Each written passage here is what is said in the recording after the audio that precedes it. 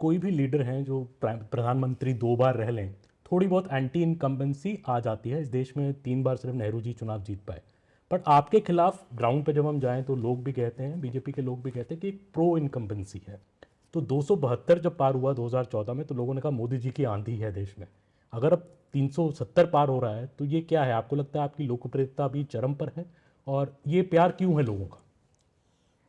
मैं कोई लोकप्रियता के लिए काम नहीं करता हूँ और नहीं मेरे पास मेरी लोकप्रियता नापने का कोई मानदंड है, मेरे पास नहीं है। लेकिन मैं काम क्या करता हूँ उसका एनालिसिस होना चाहिए। मेरे काम में और औरों के काम में फर्क क्या है? आमतौर पर जो सरकारें चलती थी वो विज्ञान भवन में फंक्शन करो, फीता काटो, दिया जलाओ, अखबार में एडवर्टाइजमेंट दो, मीडिया को लीक करो, स्टोरी बनवाओ, और उनको लगता है देश चलता है। और ज्यादातर सरकारें उसी मिजाज में रही। कांग्रेस का पतन बहुत कम समय में हुआ था जी। देश आजाद होने के बाद चौथा चुनाव आते आते कांग्रेस ध्वस्त हो चुकी थी। संयुक्त विधायक दल बना, लेकिन कांग्रेस ने इस देश में किसी पार्टी को खड़े ही नहीं होने दिया।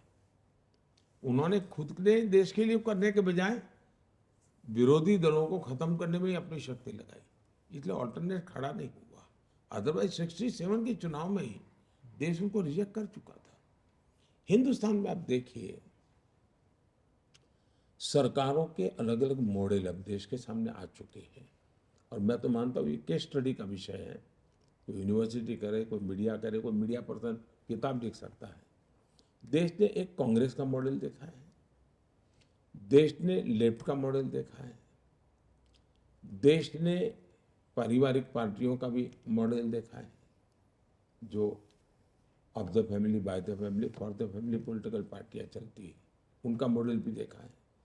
दो देश ने मिलीजुली सरकारों का मॉडल भी देखा है और बीजेपी सरकार का भी मॉडल देखा है। उसका एनालिसिस करना चाहिए, किसका क्या परफॉर्मेंस रहा, किसकी क्या प्रायोरिटी रही, किसने किसके लिए काम किया। एक 100-200 पैरामीटर तो आप देखेंगे, द बेस्ट परफॉर्मेंस वाला मॉडल बीजेपी का मिलेगा आपको। और जब परफॉर्म करते हैं आप तो सामान्य मानव का विश्वास बढ़ता है।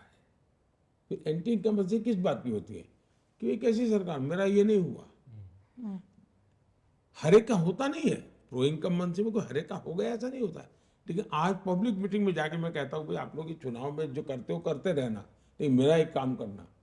और कहता हूँ मैं कि कहीं आप जाए, झुग्गी झोपड़ी में कोई रहता है ऐसा मिले, या कोई कच्चे घर में रहता है, उसका नाम पता लिख करके मुझे भेज देना। क्योंकि हम जो मकान बना रहे हैं 4 करोड़ दिए हैं, लेकिन अभी भी कुछ लोग छूट गए हैं और मैं नहीं चाहता हूं कोई छूट जाए। तो मैं 4 जून के बाद मेरी नई टर्म में मैं उनको मकान देना चाहता हूँ, 3 करोड़ मकान बनाना चाहता हूँ। आप अगर कोई नज़र में आ जाए तब उसका विश्वास पैदा होता है कि आदमी वोट भी मांग रहा है लेकिन साथ में काम भी कह रहा है, यार मुझे तो, मेरा तो ध्यान है उन 3 करोड़ घर बना के दे रहा है। विश्वास पैदा होता है। अब डिलीवरी जब करते हैं, और मेरी सरकार की सबसे बड़ी ताकत है जो हिंदुस्तान की सभी सरकारें कभी मुझे कॉम्पीट नहीं कर पाई, कोई पॉलिटिकल पार्टी गुजरात में भी कॉम्पीट नहीं कर पाई, वो है लास्ट माइल डिलीवरी। मैं योजनाएं जिसके लिए बनाता हूँ उसके लिए, और मेरा इसके लिए काम करने का मेरा तरीका है। मैं एक उदाहरण देता हूँ। मैं जब गुजरात में था तो मैंने अलग अलग स्तर के एक 20-22 अफसरों को बुलाया। कुछ सीनियर मोस्ट थे, कुछ एकदम जूनियर थे, तो मिडिल लेवल को 20-22 को बुलाया। तो उनको पता नहीं था मैंने क्यों बुलाया, बिठाया सबको। तो मैंने सबको एक पैड दिया लिखने के लिए, गए वो लेकर के ही आते हैं डायरी, लेकिन मैंने कि उनको दिया। मैंने कहा मुझे आप बताइए कि एक वीडियो है, गांव में रहती है, अनपढ़ है, और सरकार की ये स्कीम है, उसकी वो हकदार है। उसको ये प्राप्त करने के लिए स्टेप 1 क्या करना, स्टेप 2 क्या करना, 3 क्या करना, 4 करना, कैसे करना, कहाँ जाना, मुझे आपकी मैंने डायरी दी, इसमें लिख करके बताओ। मैंने उनको कहा लिखो। यू बी सरप्राइज, सबके सब फेल हो गए। फिर मैंने कहा, मैं कुछ वो नहीं, बड़े प्यार से बात करता था। मैंने कहा मुझे बताइए भाई, आप IAS अफसर हैं, किसी की 20 साल की नौकरी हो गई, किसी की 2 साल की हो गई, आपको पता नहीं है कि एक बीडो को बेनिफिट लेने के किस किस जगह से गुजरना पड़ता है, फॉर्म कहाँ से लेना होता है, अप्लाई का। मैंने कहा बताइए, हमने ऐसी व्यवस्था बनाई, उस बीडो को क्या फायदा होगा। तो उनको लगता है हाँ यार कुछ तो कमी है, और फिर वो करेक्ट करते थे। तो मेरे दिल में ये रहता है कि भाई मैं योजना बना दूं, वाहवाही करूं, एक एडिटोरियल छप जाए, ठीक है, मेरा गुजारा हो जाएगा। लेकिन आम आदमी, मेरी पूरी कार्यशैली ये लास्ट में डिलीवरी की है, परफॉर्मेंस की है, और उसका परिणाम होता है। दूसरे जैसे स्वच्छता अभियान, स्वच्छता अभियान में तो सरकार ने क्या करना था, लेकिन मैं झाड़ू लेकर के घूमता था।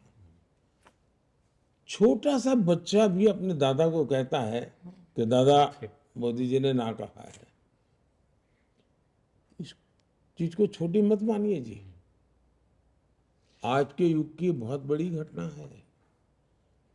इसी के लिए आप लोगों का शब्द है प्रो इनकम्बेंसी, और इसके लिए तपस्या करनी पड़ती है, खपना पड़ता है, और निस्वार्थ भाव से कोई कुछ भी कहे सो हमने अच्छा करना है तो करते रहना चाहिए।